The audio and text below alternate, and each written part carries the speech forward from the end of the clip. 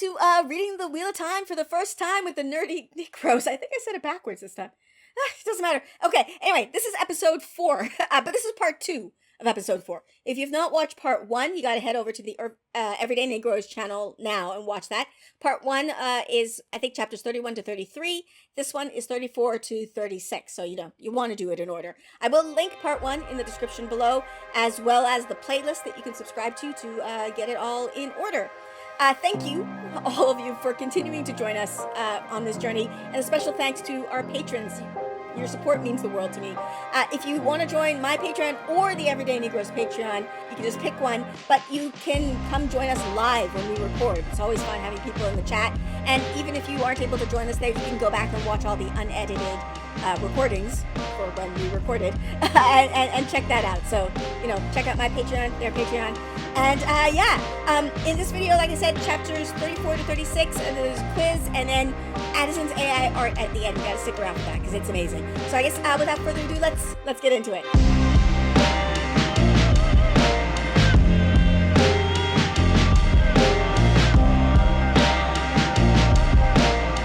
Alright, well, the next chapter 34, is called The Last Village. The icon is the Trolloc skull and fist.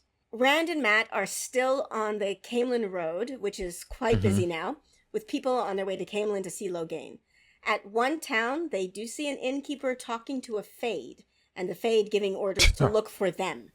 They manage to catch a ride out of town all the way to Camelin with a farmer, who talks all night about the Queen and somebody named Elida and Camelin and all of that, and he drops them off in the city. And Todd's artwork for this one would be nice farmer with his bifocals and the Fade. So the Fade looks adorable. I wouldn't mind meeting this Fade. So I'm not trying to meet no Fade. Okay. I'm not trying to lie to you. One thing that starts to stand out to me is Matt and Rand, or maybe specifically Rand, they're so homesick that they keep comparing villages to Emmons Field or the Two Rivers. Yeah. And it's pretty cool to see that, because a portion of me thinks that I don't even think they need to go back to the village or it'll be bad for the village. That's just my, whether they're the cause of the badness or what follows them is the cause of the badness. Yeah. Now, there's also the talk of the guy who's talking to the Fade. So from the jump, I knew, okay, that's a Fade. It wasn't just two guys talking as a Fade. The most comedic part about that was not Matt or Rand, but it was the other guy who was intentionally not trying to look that direction. Yeah. I was cracking up. He told the whole thing. It was almost like he knew what it was. The Fade came up to him before, so he knew, let me stay out this. I'm glad it's not my turn today. That was hilarious. I also like the way that innkeeper tried to talk his way out of no, he's a wealthy, the way Rosamund Pike narrated it, you can hear the man coming up with the lies in his head as he's speaking. It's just good. That was hilarious. It almost made me wonder, dang, could I be disrespectful to a Fade? And he's like, you better find, nah, bro, I'm not doing that. I'll holler at you. And I was like, is that going to cost me my life? Or do I get that? If you're trying to be inconspicuous, you can't just cut my head off right here in the middle of the street. But I feel like there would be repercussions for that. It's one of those things that is as tough as I would like to be. If a Fade ran up on me requesting things of me, I might have to just be less than truthful about it and get up out of there with my head. See, I always suspected, my assumption always was that innkeeper was a Dark Friend. So the Fade was going to him because they were on the same team. Yeah. I did think that as well, because especially when you're just fraternizing with them too, it'd be different. Because I feel like it made it seem like it wasn't even his first interaction with him. Yeah, that's what I sort of got the impression of. It made it seem like it wasn't his first interaction.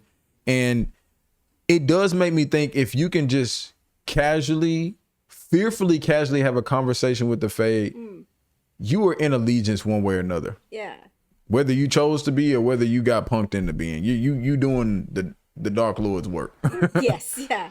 I mean, I'm just realizing that there's no evidence of that other than the casualness of that conversation, but also the way he was trying to help the Fade at the end, the way he's lying didn't feel Like, you didn't feel like, the guy in Whitebridge who the Fade talked to, the way he talked, he's like, I don't want to help this guy. I kind of have to because he scares the crap out of me, but Yeah. I didn't want to. Whereas this guy, it felt like this guy scares the crap out of me, but also I'm on his side. Like, that's, So you felt like it was not just fear; it was allegiance as That's well, what I like a always willing felt. allegiance. Yeah, Interesting. that's how I always Interesting. read it. But I think in a moment I was contemplating whether that was true, but I was like, man, if this guy has him by the throat, it's like you really can't you go. can't Dude's go gonna show back up on you and say, what about them tasks I asked you about? And you better have the answer correct. So I think I was thinking more fear, but I could see allegiance as well. Yeah. I wouldn't be surprised if it was one or the other. yeah, I don't know. I'm just realizing that now. That was just always the way I read it. But yeah, there's no evidence of that whatsoever. Okay, I do have some questions. Do you have any further thoughts on this one before I go into my questions about this chapter? Yeah, I think at this point, seeing fades is not too out of place for Yeah. me. That's one thing. Yeah. And the other thing is, it's like, man, luck is not a word for Matt and Rand. Y'all are just so close to being captured every single chapter. It's just come on, y'all got more lives than a cat. Yeah. And another thing was, I forget if this chapter, the next chapter, or chapter previous, it was interesting seeing Rand compare a situation to what would Perrin do. I forgot to mention that a little earlier. So it's funny seeing how they both are cross. All right, what would Rand do? What would Matt do? Yeah. So that was interesting too. Yeah, especially with regards to women. Like, Perrin thinks, Rand knows how to talk to women, and then Rand's like, Perrin knows how to talk to women. And they're just, it's like, so they both got respect for each other. Yeah, but also, none of y'all know how to talk to women, apparently. That's the answer I'm getting here. That's a fact. So, that's a fact. Okay. But yeah, so I know you said you had a question. What were you at? What were you thinking? So while they're on their way to Camelin, they're in that wagon with the farmer, and the farmer talks all night, and he talks about, like I said, the Queen, Elida, and Camelin. I'm wondering if any of that stood out to you, because you watched the show, there might be some names that jumped out at you, and I'm wondering if any of that, if you noticed anything. So I think there's a quote I caught on to that says, "No one knows more about scheming than Ileana." Okay. Okay. Oh, no, not Ileana. Ilianers. Because Ilianers. Yeah, okay. Ilian is a country. So Ilian's a name of a country. So I think Ilian and Andor are not friends. So it's like he's being somewhat racist in that moment. He's just like, okay. Yeah. Those people from that country, they're. So I think that's a side effect of watching The Winter Dragon then, because once you hear Ileana said so many times, anything that's in that same sound range, did they say Ileana? Yeah, I see what you're saying. Yeah. So you know what's funny? The dude was talking so much that I like. Dang, this is weird to say. I tuned him out and started thinking what Matt and Rand were thinking about, even as I was listening to the words he was saying. Yeah. So this is one of those funny occurrences to where he was giving so much backstory about the Queen and the history of things and the state of the culture up there or that community, that I was thinking like, man, I wonder if Rand and Matt think this guy's trying to sabotage them or should they be in their P's and Q's. So I was listening to him talk, but I was more so putting myself in their shoes to think, what would I do? What would be my next plan? Or should I be ready to hop out the wagon? Yeah. So that's all of that was going on in my head. So I know he was telling some good story. If it was good, I don't know. I probably. He's droning on, and you're right. That's the feeling. I think that's the feeling you're supposed to get from it. But interesting. Also, if you, I don't want to say too much but it's one of those things that, as somebody who's read the entire series, when I go back and I'm like, this was in the book one, like stuff was in book one that that doesn't become relevant until much, much later in this random old man just, doing what old men do, where he's just like, blah, blah, blah, back in my day, like, it's just, yeah. Anyway. That's funny. Yeah. Yeah, I know he was probably dropping some gems. I might have to go back and pick a few of them up. Yeah, I mean, I know he was dropping some gems. From the show, there might be one or two things you might be able to pick up on from the show. But okay, the other thing I would just say to note, there does seem to be some, in what he was talking about, some animosity about or towards the Queen, like whoever the Queen is. Her name is Queen Morghese, and her alliance with the Aes Sedai, because they seem to have a good relationship. And the people, they have mixed feelings about it. Like even this guy, he keeps saying, I love and respect the queen. I don't think the Aes Sedai should be as involved, but the queen likes them, so I like them, but also I don't like, he can't make up his mind. But that's the feeling that we're getting. So, well, I don't want to, then if nothing else jumped at you, we can go on to chapter 35, unless you have other thoughts on this chapter. Yeah, the last thing about chapter 34 was, you know, at the end of all the storytelling, all the stuff, you know, the guy's like, so, you know, do y'all got what he said y'all have? And it's like, I didn't think he was that dumb in the first place. I knew he knew who he was carrying along with him. It almost made me think that he was talking so much just to keep himself safe. Maybe. Maybe. He was talking himself into not getting potentially killed if he didn't know if these were good or bad guys. Yeah. So, and again, I was just going back to Matt Wren. It's like, dude, y'all have to work on y'all's disguises, haircuts, do something. People are not this ignorant to not know that you are the two culprits that everybody's been chasing after. Rand's walking around as like a giant with red hair. We're in a world where nobody has red hair. Like, it's just, anyway. Man. All right. Well, then we can move on to the next chapter, which is called just Camelin. And the chapter icon is actually one you have not seen yet. Okay, new icon. Ready for it. It is the Lion of Andor. So this is the symbol of the country of Andor. Camelin is big, like really, really, really big. Rand and Matt make their way towards the Queen's Blessing, which is the inn that Tom told them to go to. On the way, Rand stops to buy some red cloth to wrap his sword and hide the heron mark. They arrive at the inn, and the innkeeper takes them in due to their friendship with Tom and tells them a bit more of Tom's backstory, that he was a court bard, one-time lover of the Queen, and then got in trouble because he left to go take care of his nephew. And he gives him a place to sleep for the night. So, and Todd's artwork, I almost forget, is Camelin. Okay. Yeah. Todd stepped it up on this one a little bit. Okay. Yeah, it looks like he has the Disney arch over the thing. It does look like that, yeah. It does look like that. The Disney sign going over the... So, yes, for this chapter, let me know if I'm wrong. I felt like I was getting spoiled a little bit in this chapter because of the information about Tom. Oh, spoiled? For the show, you mean?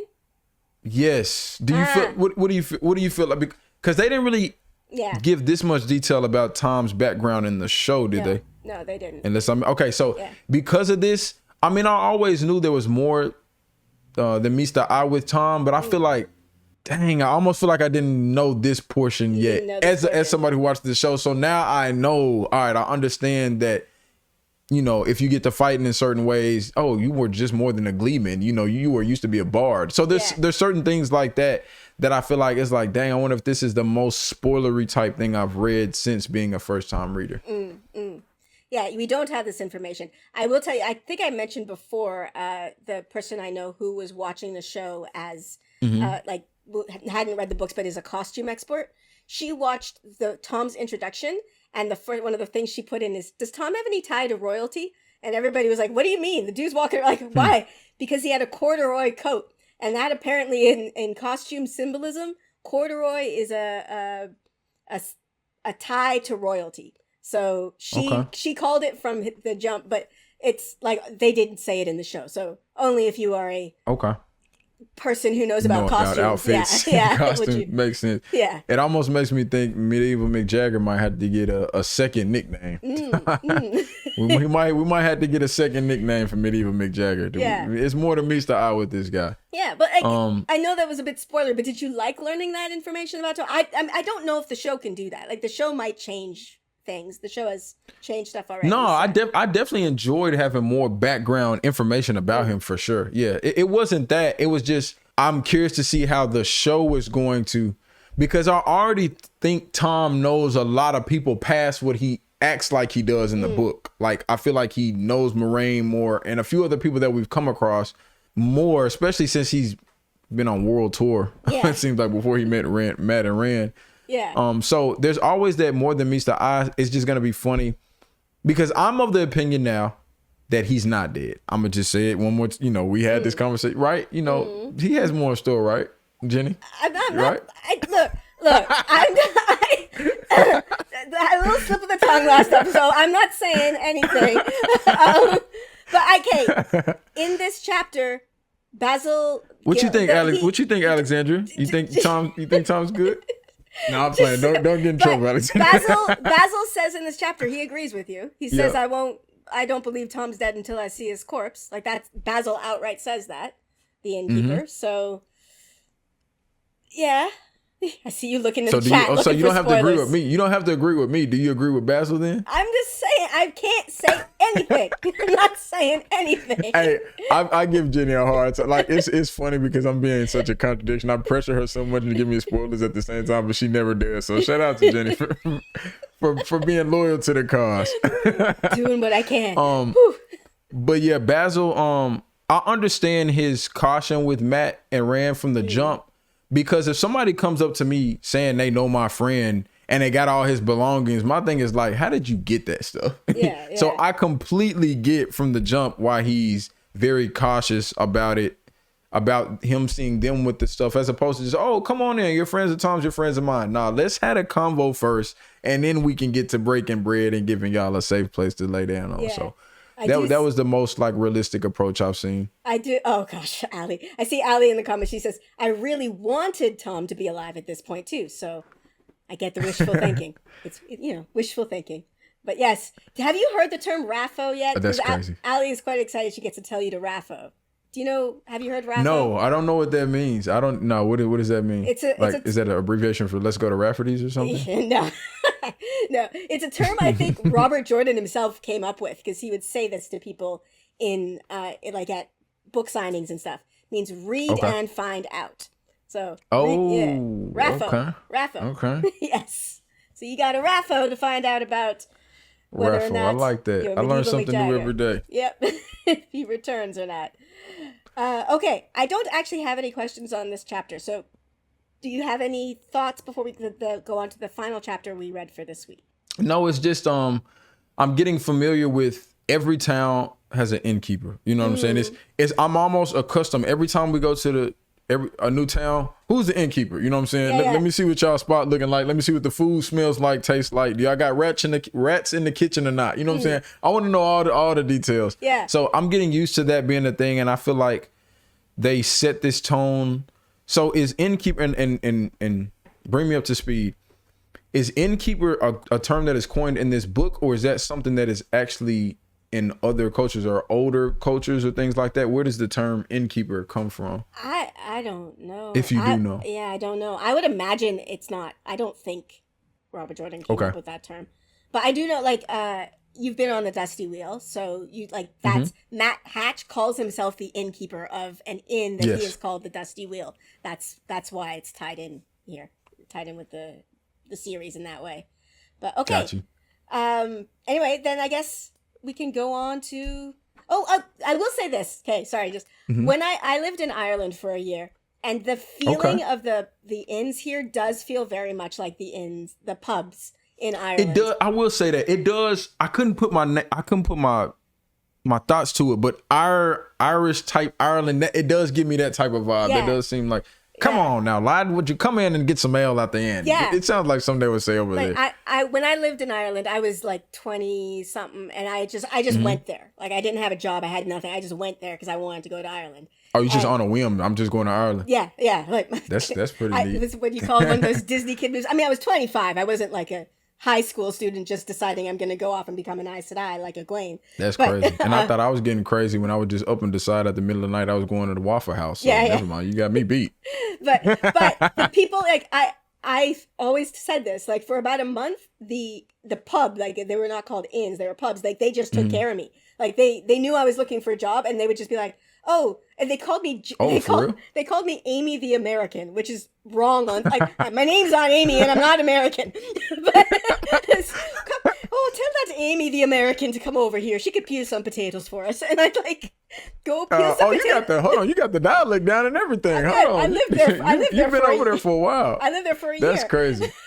That's crazy. But yeah, like they would just hire me and then pay me in cash for like a month until I found a real job. And they just were like, they'd pass me around. Oh, there's another inn. They need someone to wash the dishes. Go over there. And I like, oh, for like man, a month, you got it was down great. pat. It was great. You got the voice down pat. So like they were like that. That is like, crazy. Yeah, it was great. I was doing a Rand and Matt, except without the juggling.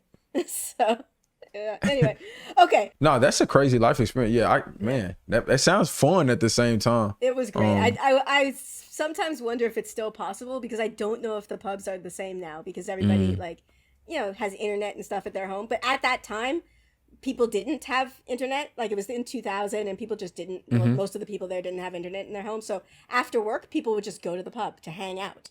And I just went to the pub and that's how everybody found out about me because that's what happened. Amy the American. With the hot potato peeling skills. Yes. My name's not Amy. But the problem was there was one pub that had a woman named Mary, and she was, Mary was Irish. There's a lot of Marys in Ireland. But she was like the matriarch of the town, and she decided my name was Amy. And so everybody that's crazy. So everybody follow suit? Yes. That's crazy. Everybody decided that my name was Amy. So, y'all needed to have a good wrestling match in the town square. Y'all could have settled that right then and there. Exactly.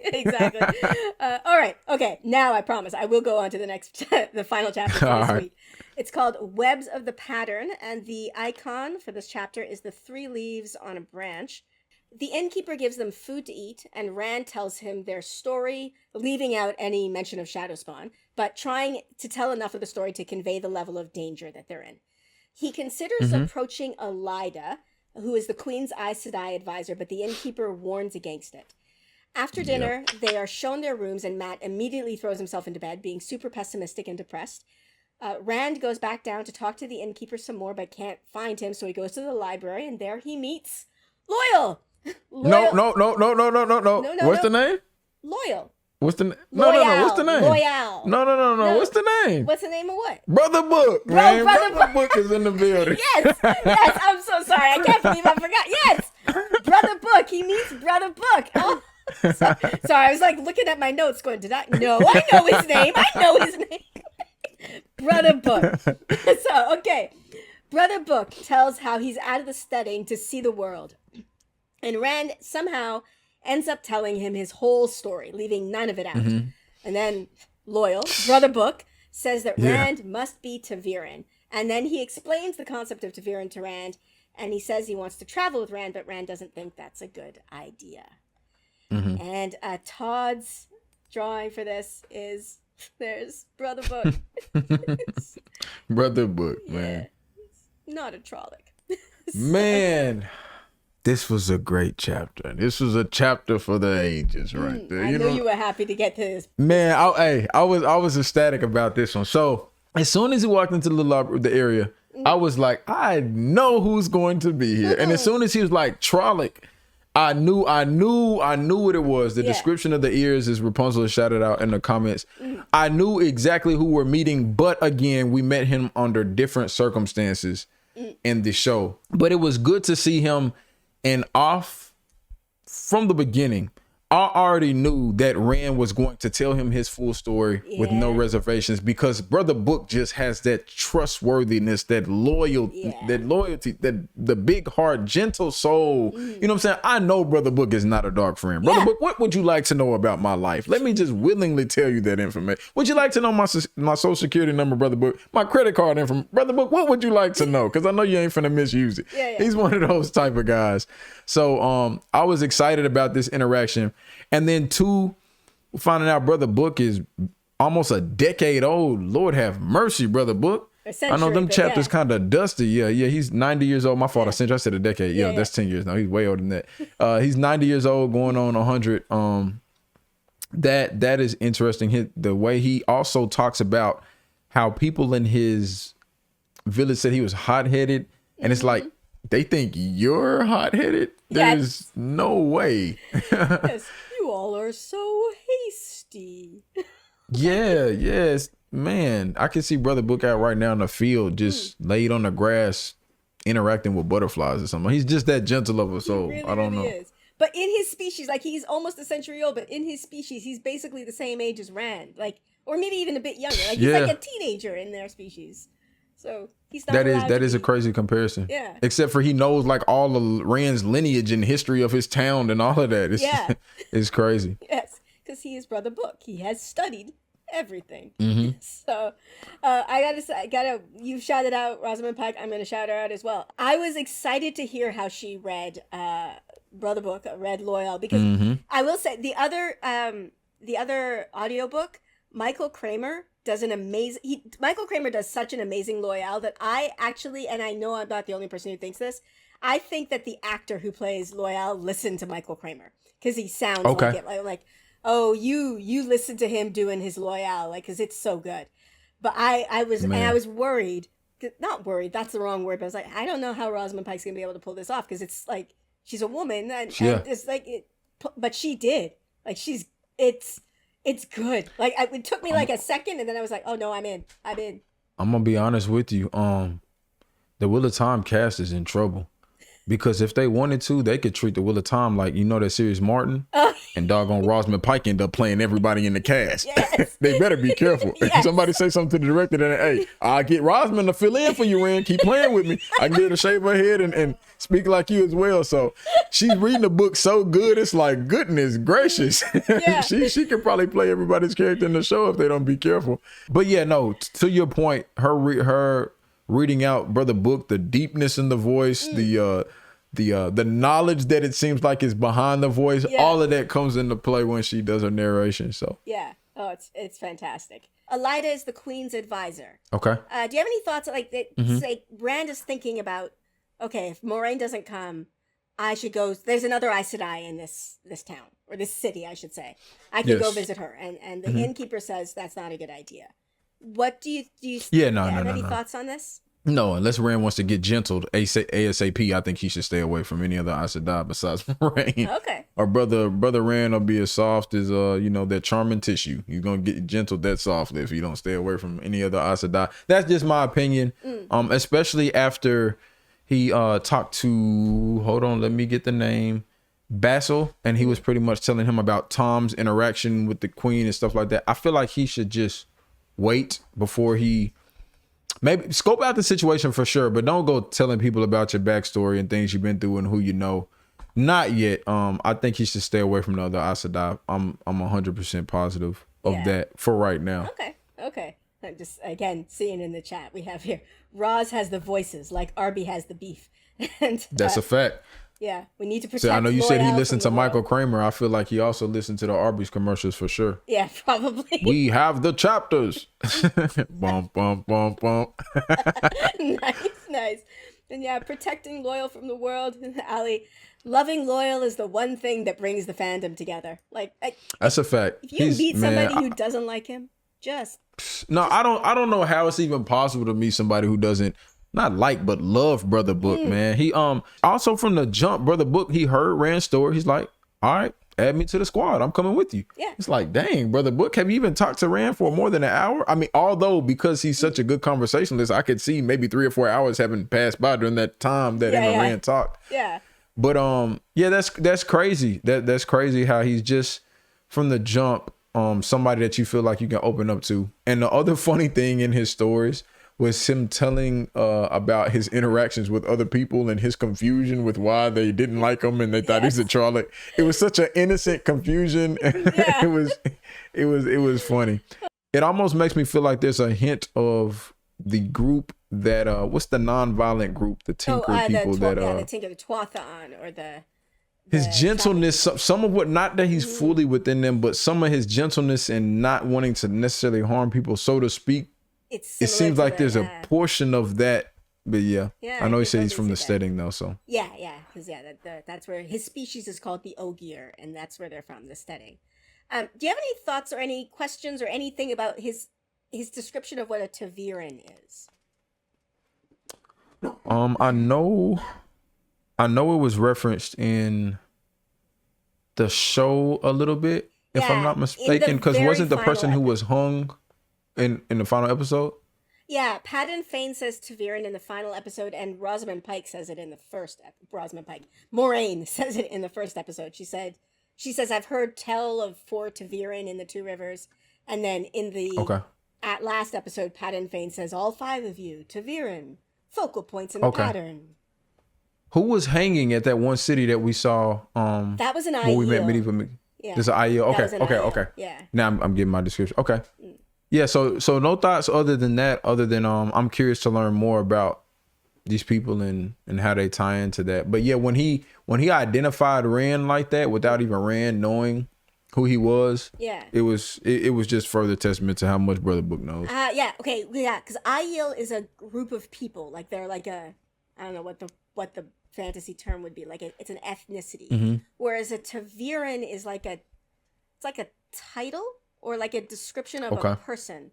So the way, for example, Pattern Fane described it as focal points in the pattern, whereas Brother Book Loyal describes it as like the pattern weaves itself around you, and so he thinks that that's who Rand is, because Rand's story is so crazy. Rand and maybe your friends. So I got you. Yeah.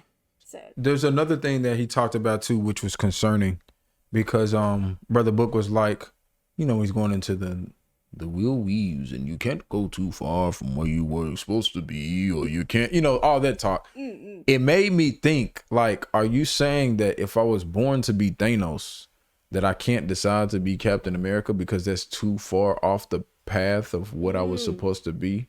So that scared me a little bit, because I'm starting to think of Rand, and it makes me think, you're worried if about you're the Randican. born to be something bad, can you not make the decision to do within the confines of this book, right? Can you not change things around? But because it was Rand, I think, was joking. It's like, well, if I wanted to be on the farm and still be within the village, something like that, you can do that. That's not too far of a sketch. But you can't hop from here. You can't hop from the villain of the story to the hero of the story. Is that what was being implicated? And if so, is this going to be one of those situations to where it could be this is the first time for everything? So maybe Rand is the first one to make that big of a jump if his storyline has that type of course to it. Yeah. So that was some interesting tidbits that Brother Book had spoke about as well. Because I'm concerned for Rand right now. All these dreams he's having with Bahausamon is really starting to alarm me a little bit, man. Because I'm liking Rand up until this point. Yeah, there's a lot of dreams, and they are.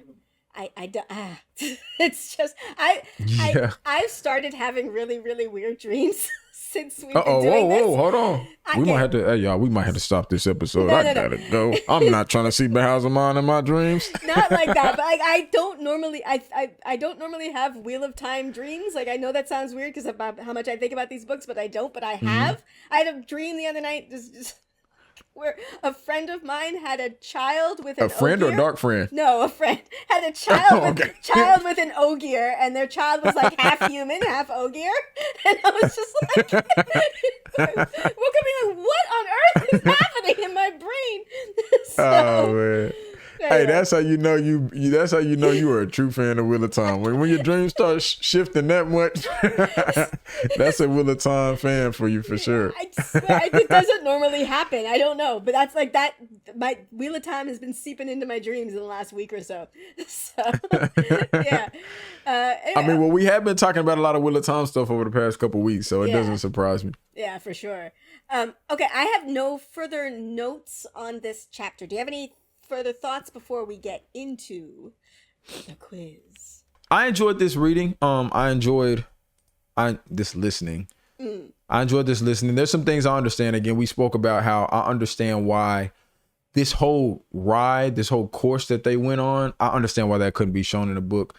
I am glad, although I did like seeing what Perrin was doing, seeing what Nynaeve was doing, and seeing what Rand was doing, I'm glad that we got to spend some elongated time with Matt and Rand for this week's reading, because again, I was on the verge of being like, yeah, Matt, we're gonna have to cut you loose, brother. You're doing too much foolish stuff. And I think the one section that really tied me into liking Matt a lot more, although my concern level is still high for him, is when he was blind and he was pretty much begging Rand, like, please don't leave me. You're not gonna leave me out here. And it made me feel very sympathetic for him. Knowing everything that they've been through, and but I still, like, my deepest fear between him, Perrin, and Rand is that they are going to actually end up being enemies. More than friends. So that is my fear about them in general. But yeah, I would say it was good to have this journey with Matt and Rand, and I'm looking forward to the group all getting back together. Okay. I mean, I'm going to assume it's going to be one of the boys, but of our 5 in the fandom they're called the Emmonsfield Five, like EF5 is what people will call them. So Nynaeve, Egwene, Rand, Matt, Perrin. I'm getting the impression that Rand is your guy. Like that you're most invested in him. Nah, I'm gonna say Nynaeve. Hold on. Okay, We gotta be careful. Okay. See, I can't get Anakin again. You know what I'm saying? I can't get Anakin Skywalker again. I can't get Rick Grimed again. You know what I'm saying? Okay, yeah. So I've learned to appreciate the characters and hope that they learn from their mistakes before it's too late. Okay. More so to just be a diehard fan of said characters. I just have that fear. I just had that fear with Rand that as much as I like you, and then too, there's this other aspect of me understanding, well, do they really want you to like him because they put him in the forefront so they can let you see how he falls? I don't know. There's a whole bunch of speculation that I have, but Rand is at the top of that list. Rand is in my top 5. I ain't gonna say Emmonsfield 5. He's in my WoT top 5. Okay. He's in my WoT top 5 for sure. Okay. But I feel like he's the character you're identifying with most at this point. Like the one that you're I don't know. I don't like you looking so worried. I hear you. Yeah. I actually made a video about this the other day with me, Brandon, and Andre. Talking about who I feel like we correlated with at the moment. And I want to take my as I'm reading, I think I'm listening. I think I want to take my your answer back, my description back, my answer back. Yeah. But yeah, I would say so. Okay. For right now. For right now. Okay. All right. Well, I guess then we can just jump into the quiz. If you are ready.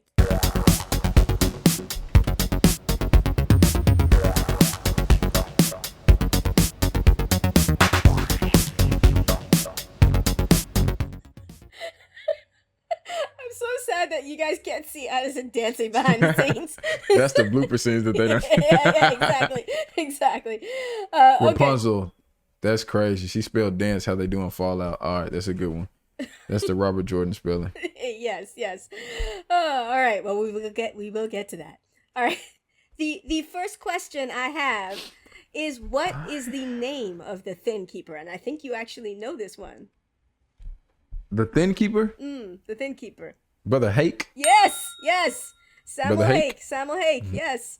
Well, well done. Do you remember the name of his inn? That's question 2.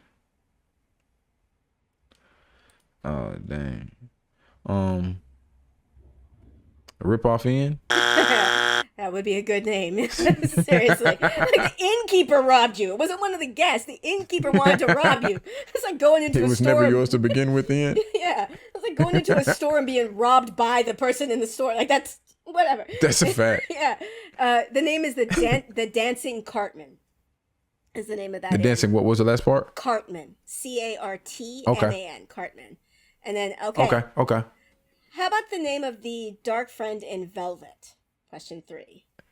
Howell Gold. Yes. Is that it? Yeah, Howell Gold. All right.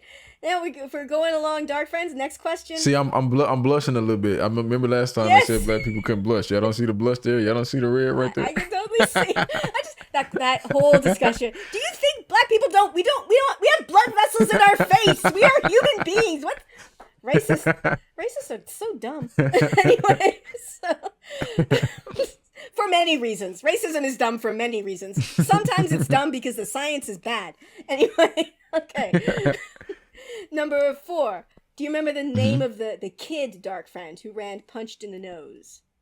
Peacher or something like that? Okay, you are very close. I'm going to give that to you because it is a weird name. His name is Pater. Okay. If you're not seeing it, it's Pater. So that's it for the questions. We are going to get into the spelling, but I decided to do it a bit differently this time because... Do I get is it like a multiple choice this time? Yes, a multiple choice. Because I'm trying to see... yes, sir. Yeah, see if you can recognize Robert Jordan's spelling. So you have to look at the screen. I know it's off to the side there. So the first one is good. Camelin. If you look here, these are 3 different options for the spelling of Camelin. Which one do you think is Robert Jordan's spelling of the city of Camelin? Where's option E at?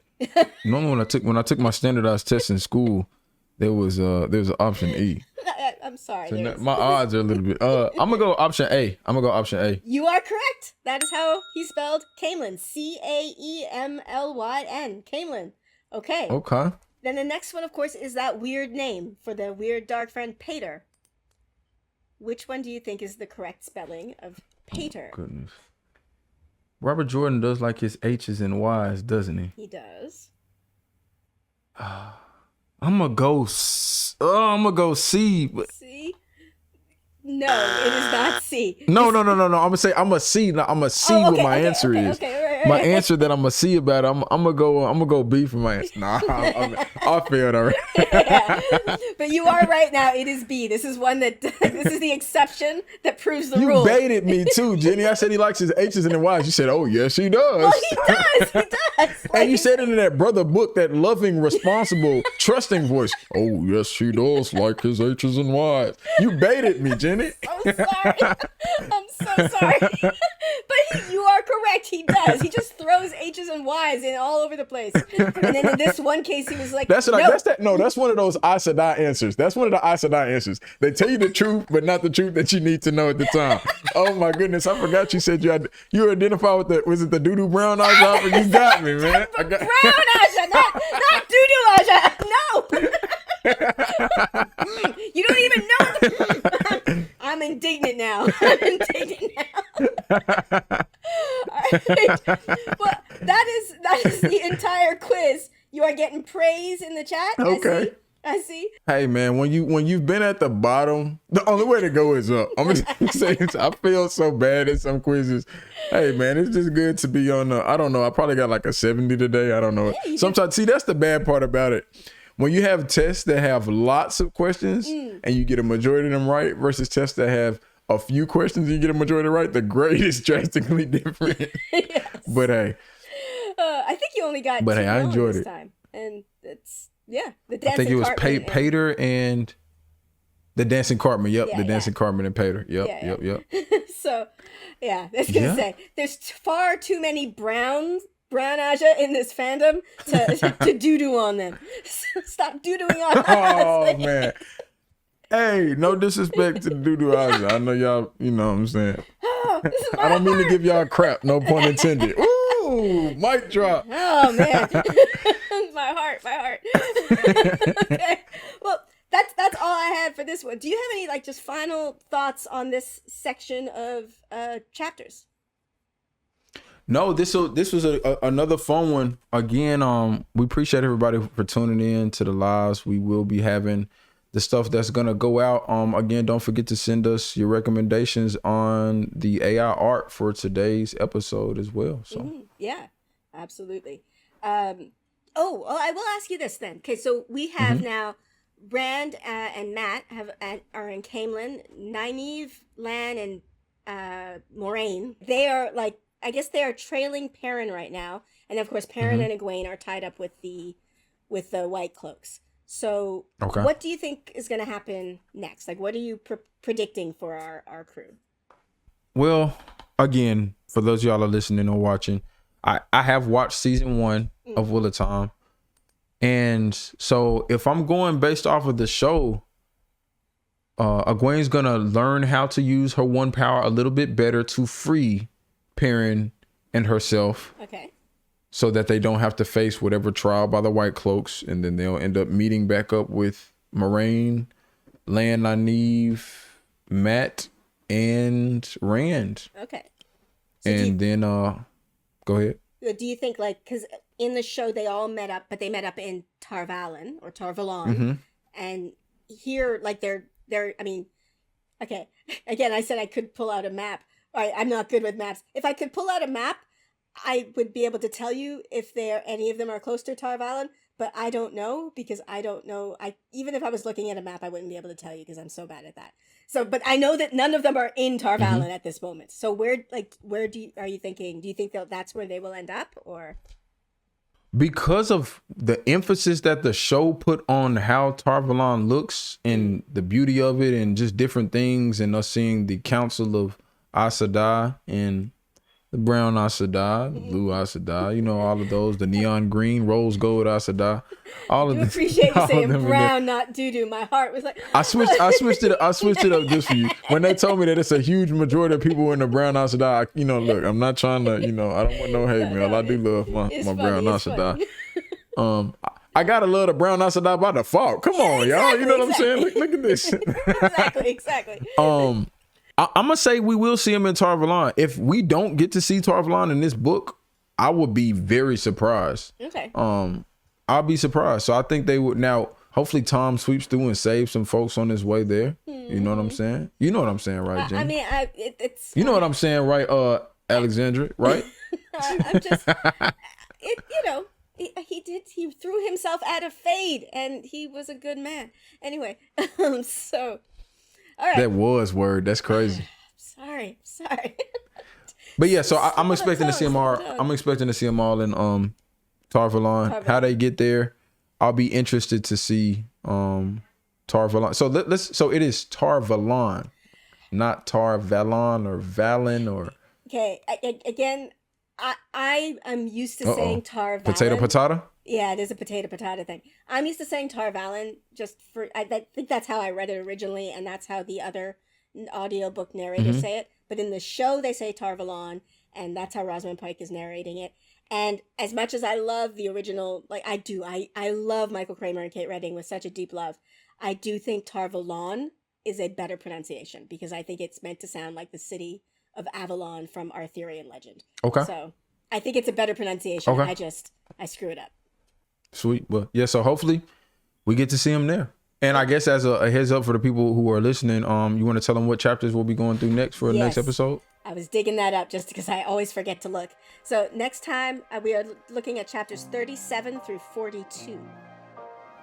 So I think it's another five chapters. Sweet. So yes. 37 through 42. So Ray Fold, my brothers and sisters. Yes. Ray Fold. Yes, indeed.